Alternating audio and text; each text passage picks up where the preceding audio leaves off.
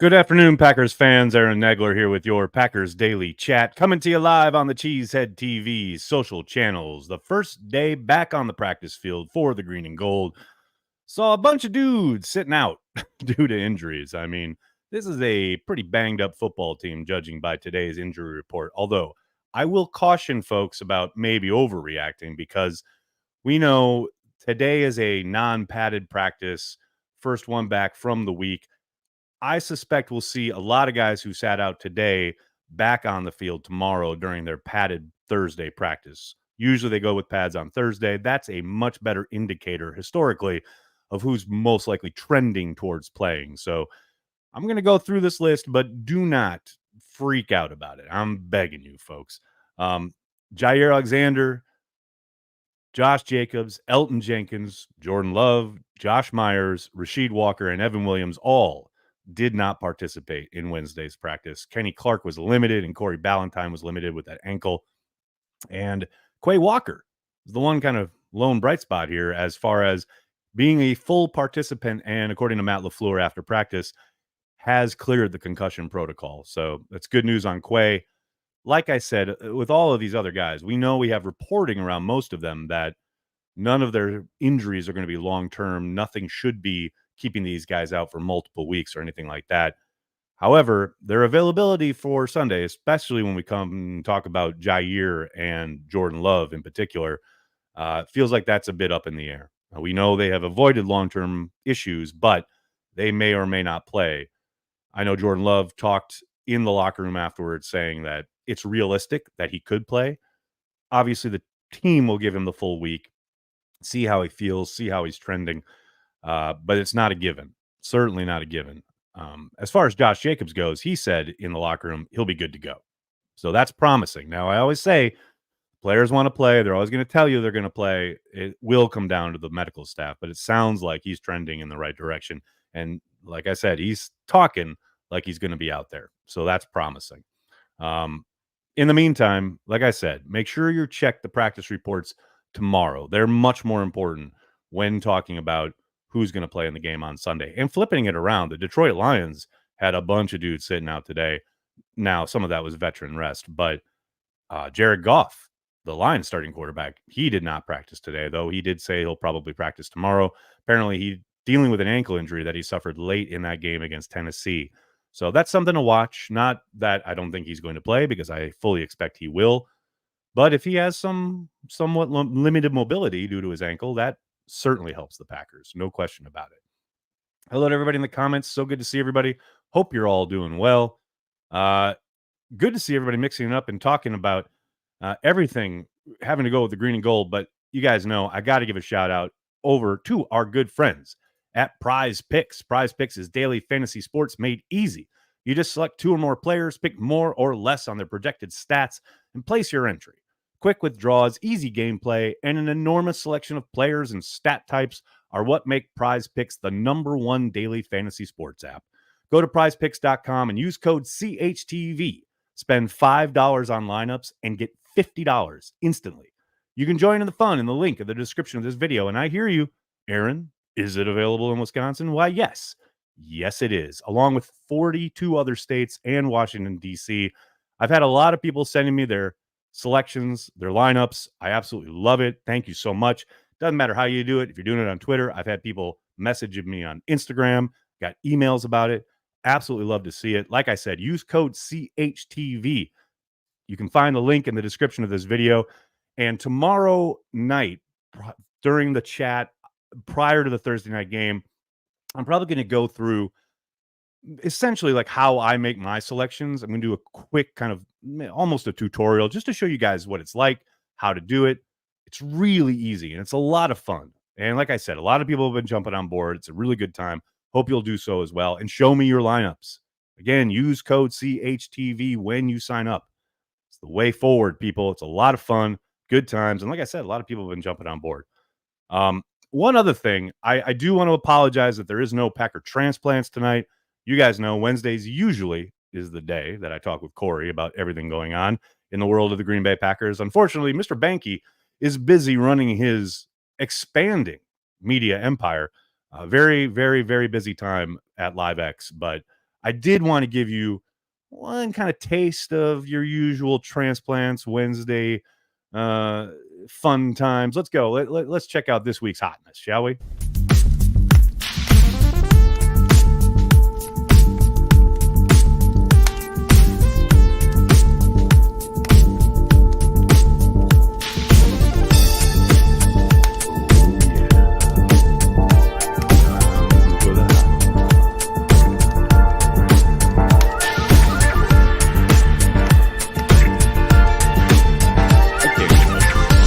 I could legit play that song all night long and not get sick of it. But there's things to do, people to talk to, your questions to get to. But before I do want to kind of point people towards the announcement that She Said TV made earlier this morning.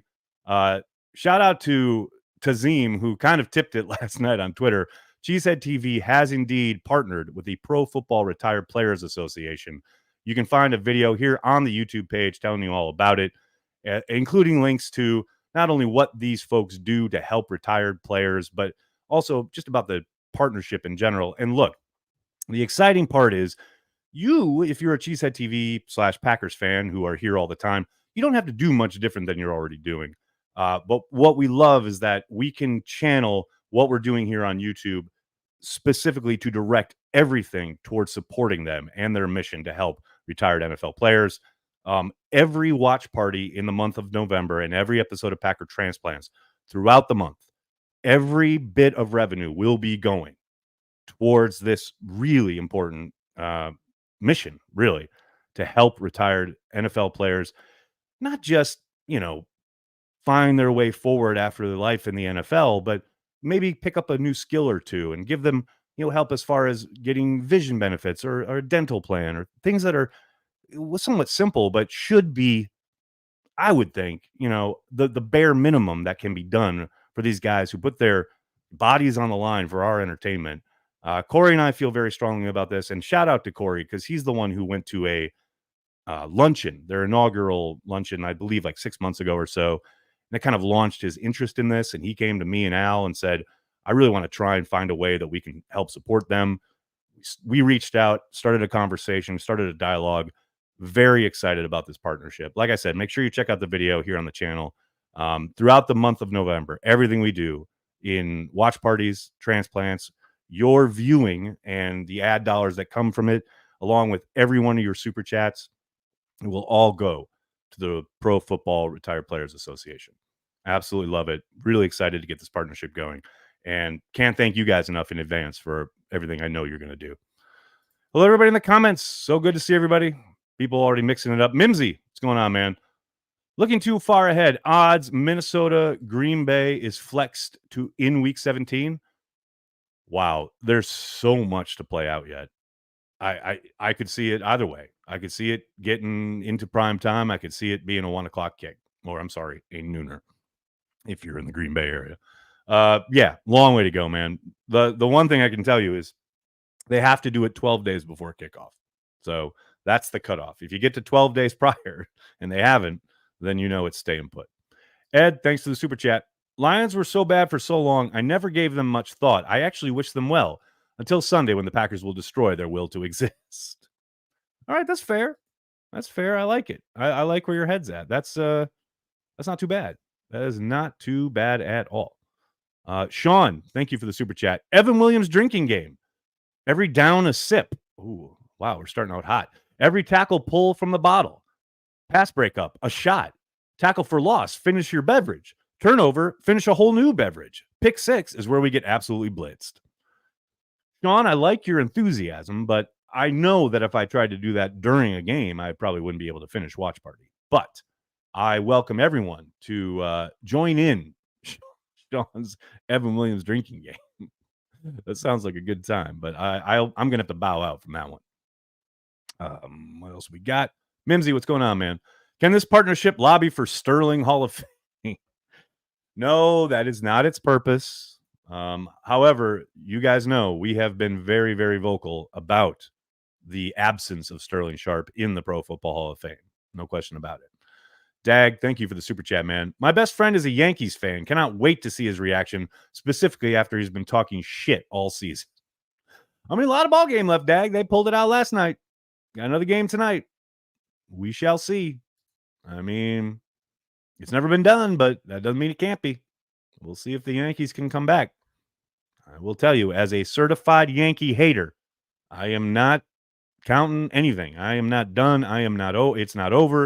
A lot of ball game left until I see final from tonight. Hopefully, the Dodgers winning. Then I will go to town. Cameron, thank you for the super chat, man. Appreciate everything Rogers has done for us, but I hope the league now sees why Matt should have a few Coach of the Year awards. I mean, here's the thing. I get why there was a ding against him because Rogers was there, right?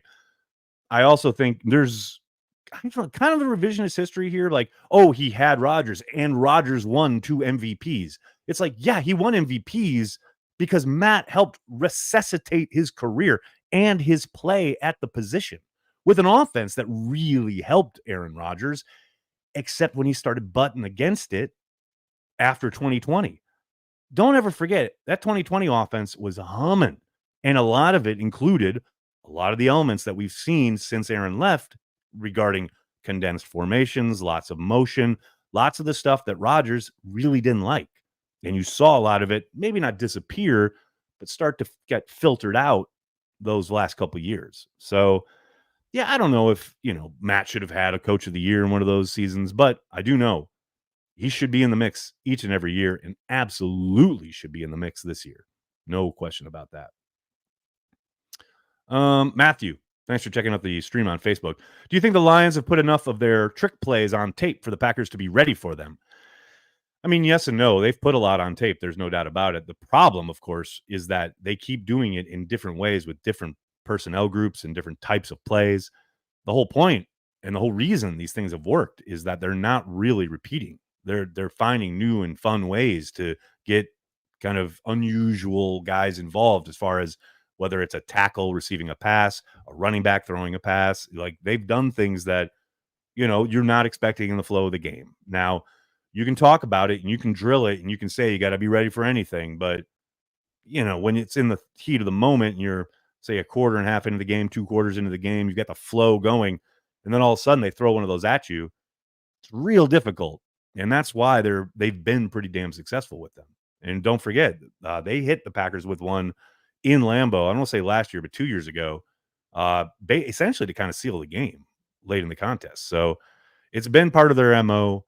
You can talk, like I said, you can talk about it, but one of the reasons they've been successful with those is that they've done it at opportune times when teams aren't expecting it with guys in ways that you haven't seen on tape already.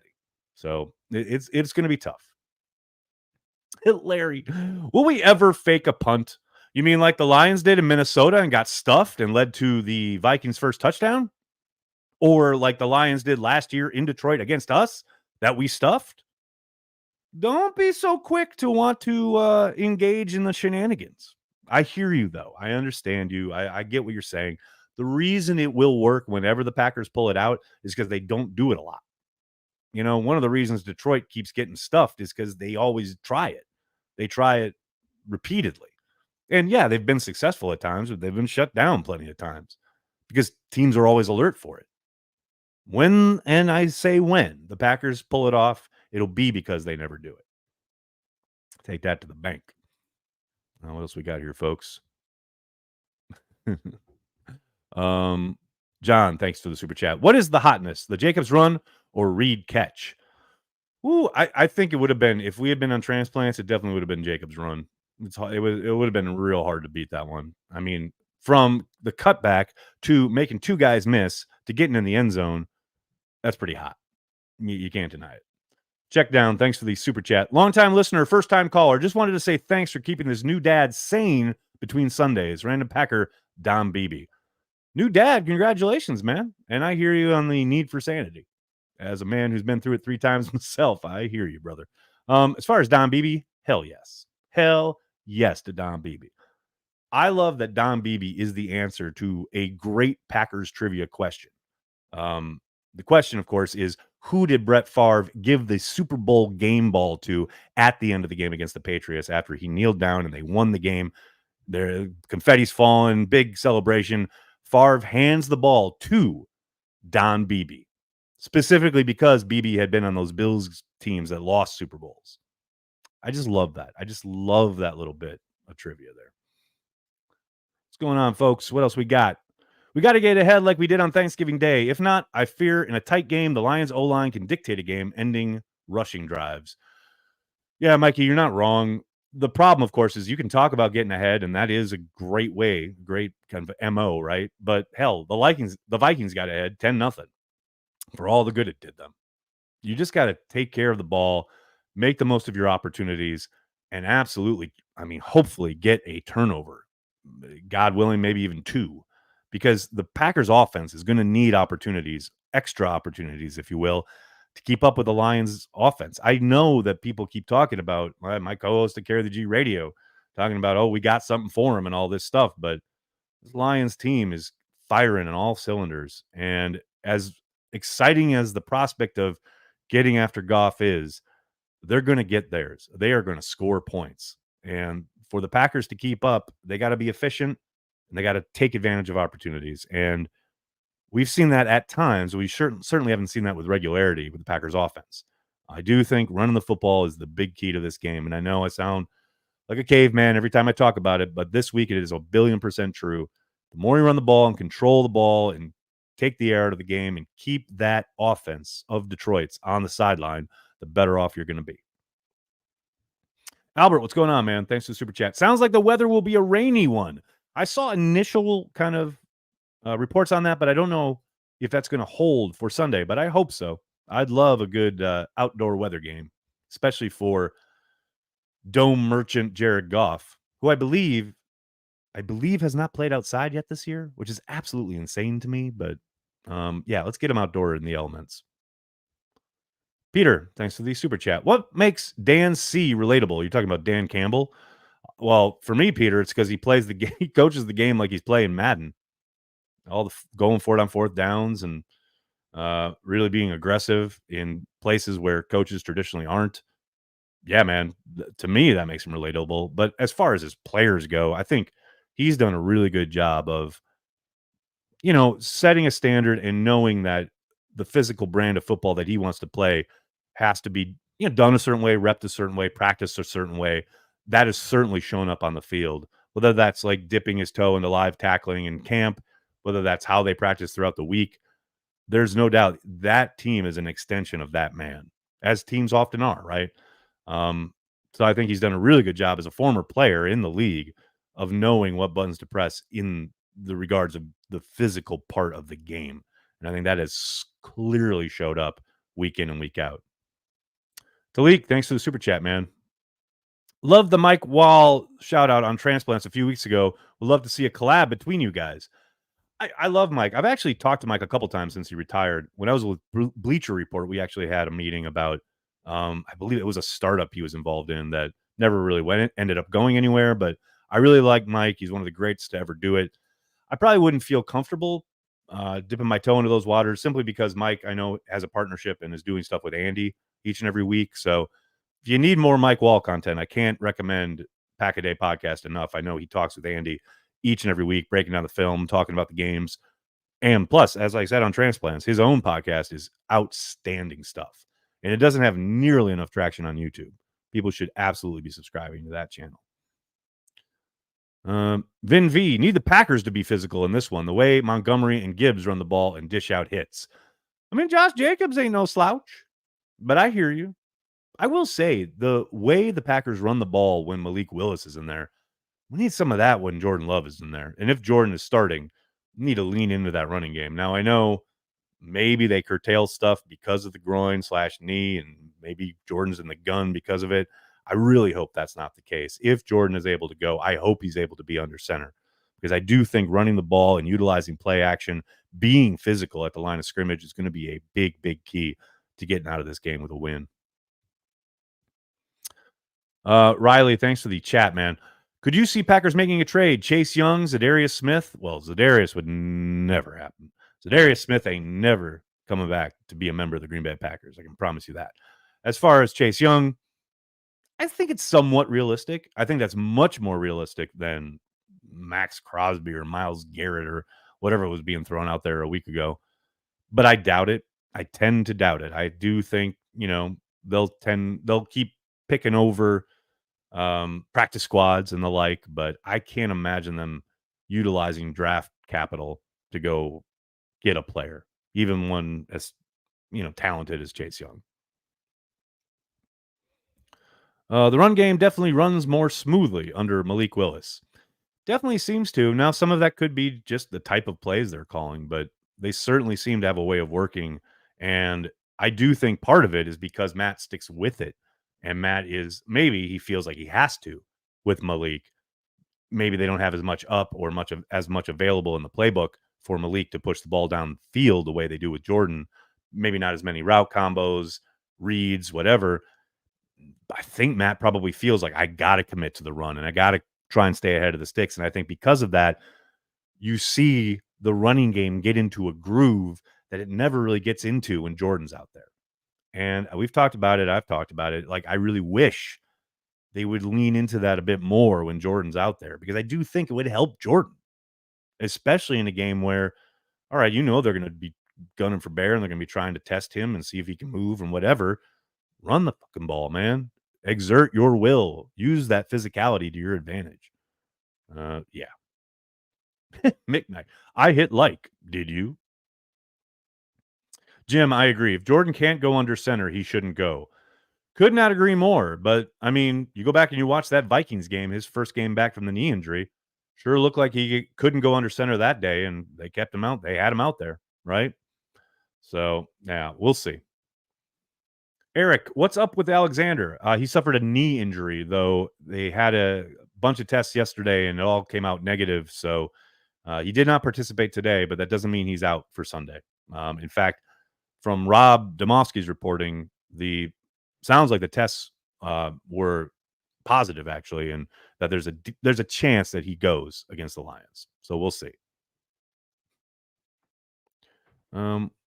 Is a 75% Jordan Love better than 100% Malik Willis? Whew, that's tough without context. What are you asking them to do? That's what we've just been talking about, right? I don't know, man. Probably, especially with throwing the football, which is where points come from. But I think there's a lot. That's a loaded question. Let's just put it that way. All right, buddy. I'm gonna have to get going. I cannot thank you enough for hanging out, talking Packers each and every day, Monday through Friday, right here on the Cheesehead TV social channels. Please do me a monster favor and hit like on the video, subscribe to the channel, and then tell your friends and tell your family. Cheesehead TV. We are devoted to Green Bay Packers fans worldwide. Thanks a lot, everybody. Have a great night. Go Pack Go.